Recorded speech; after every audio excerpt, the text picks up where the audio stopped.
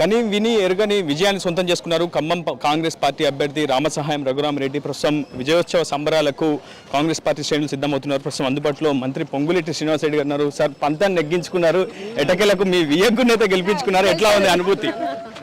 వియ్యంకుడి కాదు, పార్టీ ఎవరికి టికెట్ ఇస్తే వారిని గెలిపించే బాధ్యత మంత్రిగా కంటే కూడా ఒక కాంగ్రెస్ క్రమశిక్షణ గల కార్యకర్తగా నా బాధ్యత.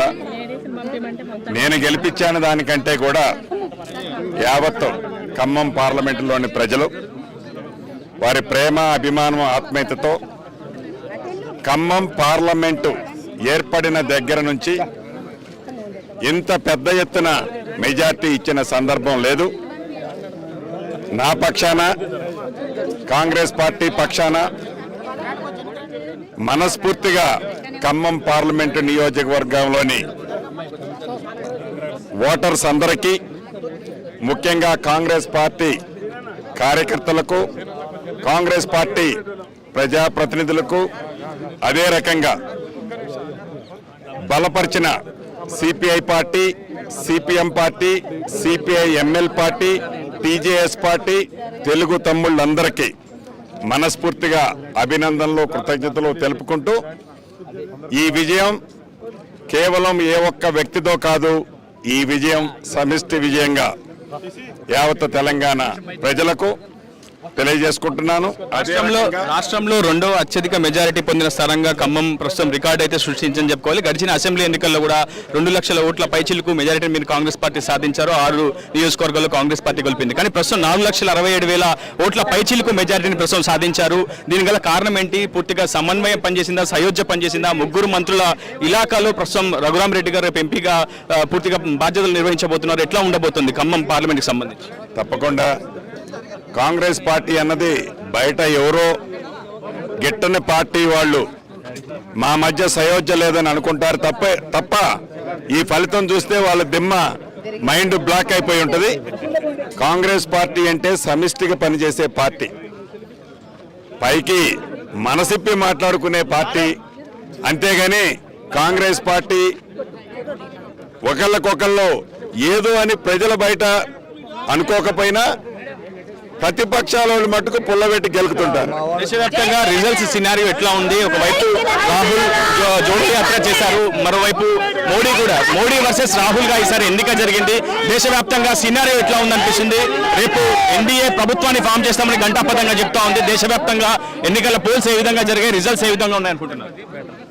ఈ ఎన్నికల్లో ప్రజాస్వామ్యాన్ని పరిరక్షించాలి, ప్రజాస్వామ్యాన్ని కాపాడాలి అని మా నాయకులు రాహుల్ గాంధీ గారు, ఖర్గే గారు, శ్రీమతి సోనియా గాంధీ గారు, ప్రియాంక గాంధీ గారు, మా ముఖ్యమంత్రి రేవంత్ రెడ్డి గారు, బట్టి విక్రమార్క గారు ఏదైతే చెబుతూ వచ్చారో దేశవ్యాప్తంగా కూడా ఓటర్స్ చాలా క్లీన్గా అబ్జర్వేషన్ చేశారు. ఏదైతే బీజేపీ ఫలితాల కంటే ముందు మాట్లాడిందో ఈనాడు డెఫినెట్గా వారైతే ఒక డైనమోలో పడ్డారు. వారు సింగిల్ పార్టీ సరిపోని మెజార్టీతో రాలేదు.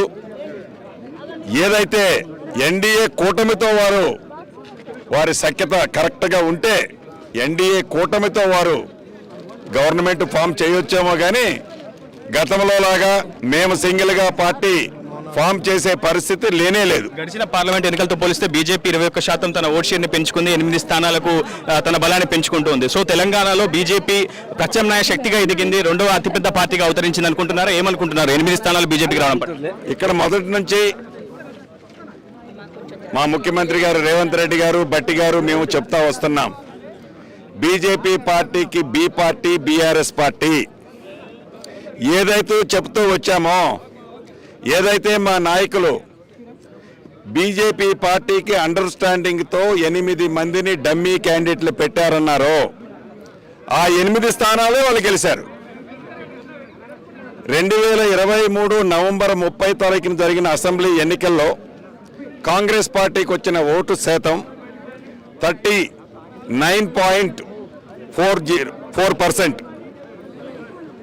బీఆర్ఎస్ పార్టీకి వచ్చిన ఓటు శాతం 37.35%, బీజేపీకి వచ్చిన ఓటు శాతం కేవలం 13%. ఈనాడు వయసు వరుస ఎక్స్చేంజ్ చేసుకున్నారు అండర్స్టాండింగ్లో.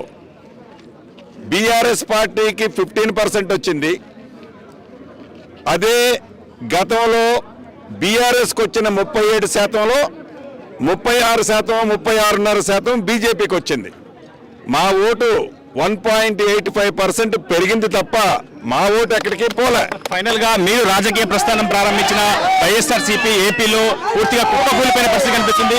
ఒకవైపు కాంగ్రెస్ పార్టీ తెలంగాణలో గెలుచుకుంది, మరోవైపు ఏపీలో వైసీపీ కూలిపోవడం పట్ల, ప్రభుత్వం కూలిపోవడం పట్ల, కూటమి అధికారం రావడం పట్ల ఎటువంటి అభిప్రాయం వ్యక్తం చేస్తారు? ప్రజా తీర్పు ఏదిస్తే ఎంత పెద్ద లీడర్ అయినా గౌరవించాల్సిందే. ప్రజా తీర్పుకి ఎంత పెద్ద మగోడైనా శిరస్సు వంచాల్సిందే. గతంలో కాంగ్రెస్ పార్టీకి తెలుగుదేశం పార్టీ తమ్ముళ్ళు ఎక్కువగా మద్దతు ఇచ్చారని ఒక అభిప్రాయం ఉంది.